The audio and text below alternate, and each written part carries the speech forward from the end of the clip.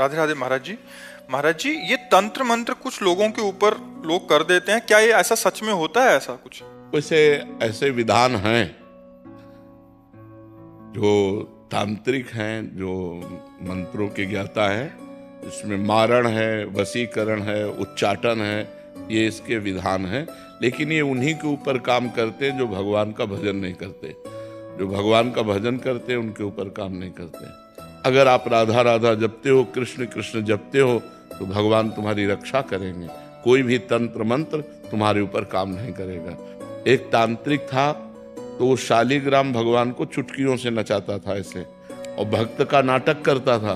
तो भक्त लोग बड़े, जो देखने वाले, यार भगवान इसके बस में है, जैसा चाहता वैसा नचाता है। तो एक भजनानंदी संत थे, उनके पास कई लोग भजन करते, तो उन्होंने आकर बताया कि वो ऐसा बोले, भक्त कभी ऐसा कर ही नहीं सकता। भक्त भगवान को प्रदर्शन थोड़ी करेगा, वो तो आराधना की वस्तु है। तो फिर उन्होंने कहा, महाराज ये तो बड़ा गलत हो रहा है, समाज भ्रमित हो रहा है। तो बोले आपको चलना चाहिए। वो गए और खड़े हो गए और दिखा भाई, वो चुटकी बजावे कुछ नहीं। जब 100 का स्वभाव शेर हो जाता है ना, तो फिर कुछ नहीं चलता। और उनके पास भजन था और ये मंत्र का तांत्रिक था। तो इसने जब देखा कि यही बाबा जी आए और इसी कारण हुआ, तो उनसे कहा चले जाओ।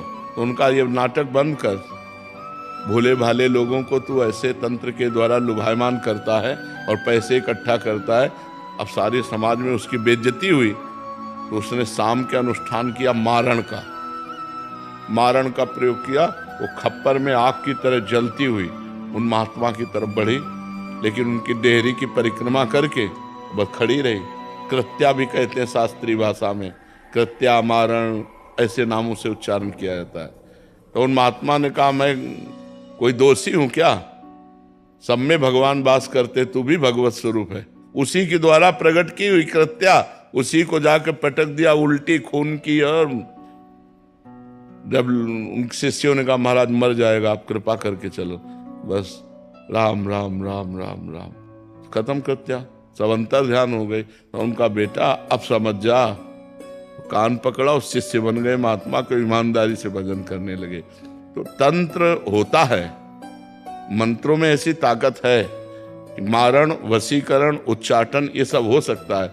लेकिन ये उन्हीं के ऊपर होता है जो भगवान का नाम जप नहीं करते। अगर नाम जप कर रहे हो तो तुम्हारे ऊपर मारण, वशीकरण, उच्चाटन ये सब कुछ नहीं होगा। भगवान के नाम में अपार सामर्थ्य है। राक्षस लोग बड़े मायावी थे, लेकिन राम राम जपने वाले विभीषण के ऊपर कौन सी माया थी? हनुमान जी के ऊपर कौन सी माया उन्होंने डाल दी? कुछ नहीं कर पाए। सिया जी के ऊपर कौन सी माया डाल दी?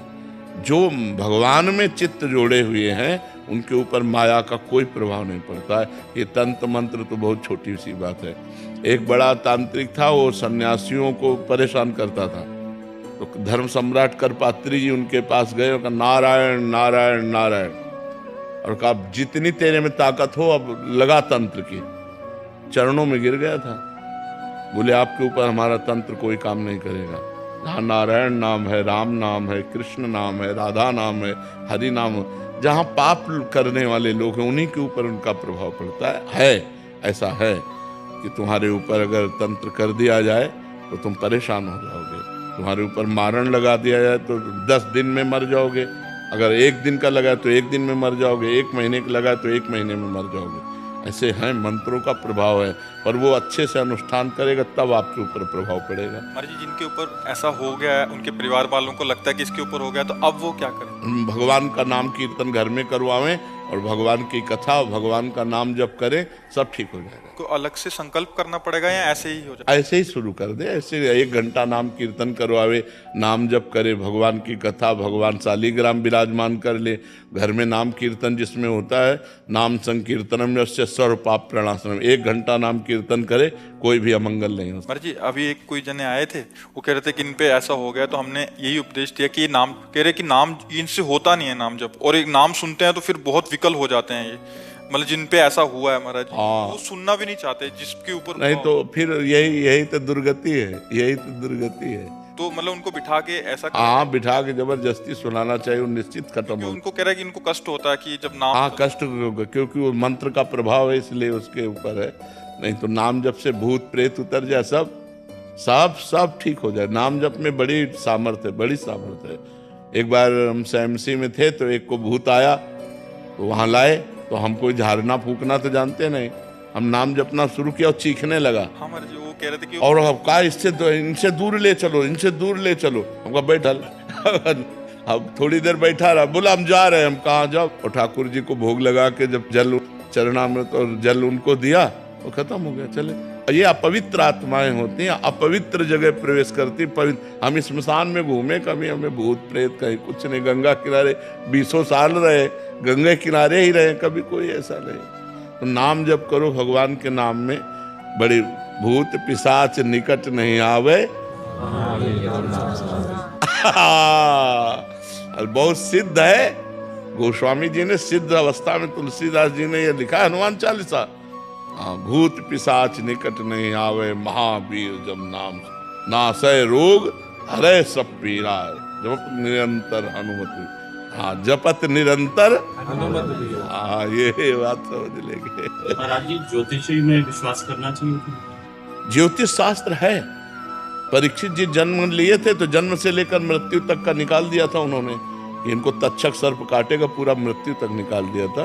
पर ज्योतिष शास्त्र का ज्ञान हो तो ज्योतिष शास्त्र सत्य है, क्योंकि ज्योतिष शास्त्र है, कोई उसमें ऐसा नहीं। पर ज्योतिष शास्त्र का सत्य ज्ञान होना चाहिए। मतलब किसी को गलत उपदेश दे करके और उसको भयावह परिस्थिति में करके अर्थ लेने की वासना ना हो, और ज्योतिष शास्त्र का ज्ञान हो तो सही सटीक जन्म से मरण तक का हिसाब बता देगा। जन्म से मरण तक? हाँ, जन्म तक जिससे मरण तक का हिसाब बता देगा। ज्योतिष शास्त्र सत्य है, इसमें कोई संशय नहीं है। पर ये सिद्ध होना चाहिए, मतलब उसको उसका परिपक्व ज्ञान होना चाहिए। ज्योतिष शास्त्र ऐसे ऐसे विचार करने वाले, जैसे तुम्हारी भैंस खो गई और वो आपका विचार किए तो आपको बता देंगे कि आपके गांव में दक्षिण कोने में 3 घर के बाद वो बंधी हुई है, तो चले जाओ, उठा खोल लाओ। ऐसा है ज्योतिष ज्ञान। सब मतलब ऐसा नहीं, भगवान ने सब शास्त्रों की रचना की, पर उसका सम्यक ज्ञान होना चाहिए। सम्यक ज्ञान होने से ही उसको जैसे हम किसी शास्त्र के अनुमानता, तुम्हारी जी सिद्धि, जैसे किसी के मन की बात पढ़ लेना, या हाँ, ये भी सिद्धियां हैं, ये भी सिद्धियां, ये स्वतः अंदर आ जाती है। हाँ, अगर हम वो मंत्र सिद्ध किए हुए हैं तो आप जो ये, अच्छा आपका ये नाम है, आप अमुक जगह से आ रहे हैं, आप ये सोच कर आ रहे हैं, तो आपके होश उड़ जाएंगे।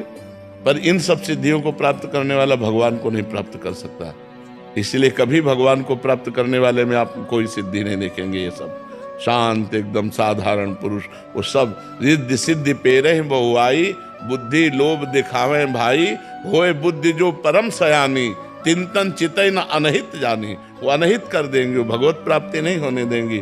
इसीलिए जो सिद्ध संत होते हैं वो भगवान के प्रेम में डूबते हैं, इन सिद्धियों के चक्कर में नहीं पड़ते हैं। ये सिद्धियां तो बहुत छोटे से थोड़े वजन में आ जाती हैं कि आप क्या सोच रहे हैं, आपका क्या नाम है, आप कहाँ से आए हैं, ये बहुत छोटी मोटी बातें हैं, ये कोई बड़ी बात नहीं है। इन सब बातों को तो बहुत क्रॉस करके तब आगे बढ़ा जाता है परमार्थ में। अगर इसको स्वीकार कर ले तो फिर भगवान के दर्शन और भगवान का प्रेम नहीं मिलता। तो ये जीवन भगवान के दर्शन के लिए कि तुम्हारे मन की बात जानने के लिए, अपने मन की बात जान करके तो जिंदगी बर्बाद हो रही है, औरों के मन की बात जान करके इतना बोझा कौन लोग ढोए। महाराज जी, और भी सिद्धियां होती हैं? बहुत सिद्धियां होती हैं महाराज जी, आपने बताया था कि जल पे चलना, हाँ, जल को स्तंभित करके चलना, पहाड़ में भी प्रवेश कर जाना, एक ही समय में कई जगह उपस्थित हो जाना, एक ही ये बड़ी सिद्धियां हैं। एक ही समय में कई जगह उपस्थित हो जाना, बहुत दूर की बात सुन लेना, तुम्हारे मन की बात जान लेना, कहाँ कौन सा धन गड़ा है, इन सब बातों को जान लेना। तो है तो सब मायाकृत ही, परमात्मा कृत थोड़ी है। ऐसे किया और रुपए के सिक्के चांदी के गिर रहे हैं, ढेर के ढेर, ये सबने देखे सिद्धियां। ऐसे कर दिया और पूछा तुमसे कि कौन सी सुगंध चाहिए, मान लो आपने कहा केवड़ा, ऐसे कर दिया पूरा वातावरण केवड़ा का, बिना छिड़के। तुरंत दूसरे ने कहा हमको मोगरा, तो मोगरा। ऐसी सिद्धियां बहुत सी हमने देखे संतों की सिद्धियां, पर उससे भगवत प्राप्ति नहीं होती।